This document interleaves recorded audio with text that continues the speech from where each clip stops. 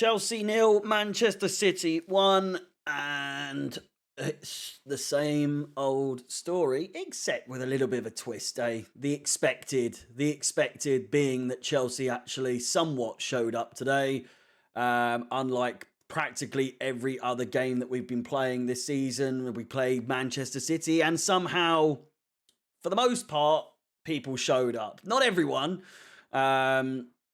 And also with some surprise additions, you can see some substitutes, because I feel like each and every one of those in their own right. Hutchinson, I haven't got a graphic for him, but we'll just think about him in our head, you know what I mean? And also not the best of things to say about him.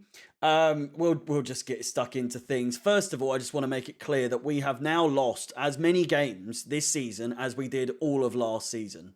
We're not even halfway through the campaign. But still, trust the process. Trust the process. I mean, it's so distorted, isn't it? The amount of injuries this season is just ridiculous. 2 in this one game alone. I am going to be extremely harsh, and if you've watched any of my player rating shows, you will know that I have been backing KEPA, saying that he's been absolutely brilliant for Chelsea, and for the most part he was very, very good, except for when it counted the most. So a big fucking fat 4 for him, because I don't care what you say, and he nearly did it twice. He should be saving that, or at least getting a hand to it, getting a foot to it, and you could argue, yes, well, he didn't want to potentially put it in danger to, you know, put it into the path of Erling Haaland. I'm sorry. It's shambolic goalkeeping. It's the Kepa of old. And again, he nearly did it a second time when Haaland got a foot on it and just kind of overstretched. A 4 for that alone. For that instance alone, Kepa for me gets a 4. It was absolute shockingly poor goalkeeping from him. I expected better, especially with how good he's been as of late. Azpilicueta, everyone thought he was going to get absolutely rinsed down that left-hand side, or down their left-hand side, down our right-hand side, and I am going to revise my rating. I gave him a 6. I am going to take it down to a 5. A lot of you are going to think, well, we lost, so it should be a 1. But no. Again, purely, if I'm going to be that harsh to Kepa, I need to be that harsh to Azpilicueta, because frankly, he was not even anywhere close to Jack Grealish for that cross.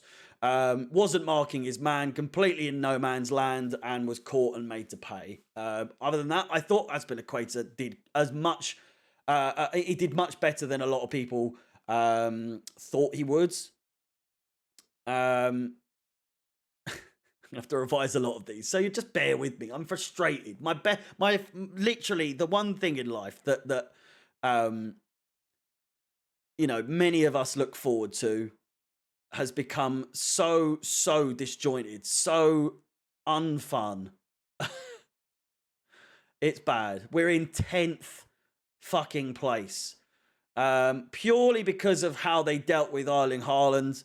I gave an 8 and a 7, but I mean, that's probably a little bit overkill, isn't it? So I am going to give them both a 7. Maybe Thiago Silva a 7.5, because I do think he had a better game than Koulibaly, but Koulibaly certainly had a better game than he has done in recent history. Cucurella, just Jesus Christ. Again, I feel like a 6 for him is incredibly generous. Just so erratic, again, on the ball, and it's not a good kind of erratic. Some of the passes coming out, and you know, just even by looking at this graphic of around here, you know, right?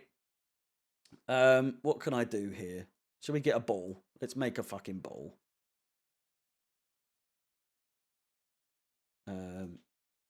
White, Phil, right, we got a ball. He is just gonna run around here, doing all sorts around here. And some of the passes, he played it inside to Kovacic, and Kovacic was just like, he had his back to everyone, so he's played it first time. Kovacic has gone there. It's all over the fucking shop after that. He's the just one of those players that is the origin of so many fucking issues.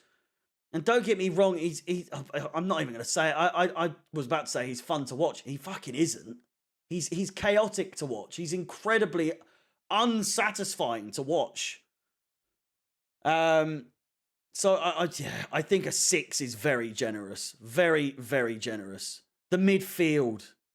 I'll start with Kovacic. Again, now looking back, I think a 6 could be quite generous. Just gave the ball away so much. So many counter-attacks were killed off by him, over-hitting balls.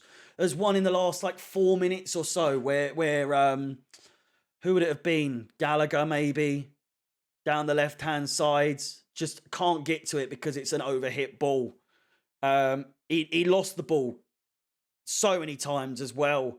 One of the more frustrating games where Kovacic has played, and it just got worse and worse for me. It was just more like, and just shoots. This goes for all of them. This goes for every single one of them. Kovacic is probably one of the main ones because he finds himself in front of the D more times than not. But again, we'll get the ball out. I'm going to start doing this more often, you know. It's got the ball. Say that this is the attacking goal, where this is where Edison is. He gets the ball to here and then decides, no, I'm going to pass it back here. I'm going to pass it back here or out wide. And I know fundamentally that is his fucking job, is to disperse and, you know, distribute the ball. But when there's a big fuck off gap here, shoots. 9 times out of 10, he's going to blaze it over the bar. But it's more than how many shots did we have? We didn't have a single shot on target, let alone we didn't have a single shot, let alone a shot on target in the second half against Nottingham Forest, which is just unbelievably unacceptable. We just need to be having more shots. Because quite frankly, when it is played out to the likes of these fucking idiots down here, it's not going to amount to anything anyway. So what we got to lose? Zakaria, I thought was a joy to watch at times. He was had the strength. He had the distribution down most times. Struggled sometimes in the middle of the pitch, but for me was one of the more standout players in the midfield in the attacking situation. If you factor in any of the players from Zakaria, Kovacic, and forward, probably the better player out of the lot of them, Ziyech as well, but we'll get into that. Then we've got Sterling and Pulisic both injured. What is going on? Sack every single person in the medical team. What in the fuck is going on at the moment? Shall we try and I'm trying to have a quick look at got the preview, right? Reece James, Wesley Fofana, N'Golo Conte, Armando Broja, Ruben Loftus-Cheek, Ben Chilwell, Raheem Sterling, Pulisic, Mason Mount, all injured. All first-team players, bar maybe Broja. But even then, he could probably get in the first team, even with his gammy leg. It's just a joke now. It's just a fucking joke. And the players that we have in replacement of these players, they're just not good enough. They are just not good enough. And the players that we do have there, they're not good enough to start with anyway. We just need an overhaul. We just need an overhaul completely. Ziyech, one of the few games where I think I've given him a 5, and I think that's quite harsh, actually. I probably would give him a 6. Weirdly. And I know the one time I actually give Ziyech a higher rating than most, I'm going to get some flack saying he did fuck all. I can't win. Ziyech, I thought was a bit harsh to bring him off, but him and this clown, at half time, I was getting it in the neck. Havertz, the best player on the pitch at half time. And I might be wrong. I'll accept that I'm wrong if I am wrong, but I couldn't see it. Yes, he had the ball the most, but the passes he was making wasn't getting it past anyone. They're too slow. No intensity, no intent in any of the passes he's making. He walks around the pitch like Ziyech. Neither of them look like they want to be there. That's the aura that they put off, the type of attitude that they give out. Is that, I mean, just look at their fucking faces, for Christ's sake. That's a man who wants to play football.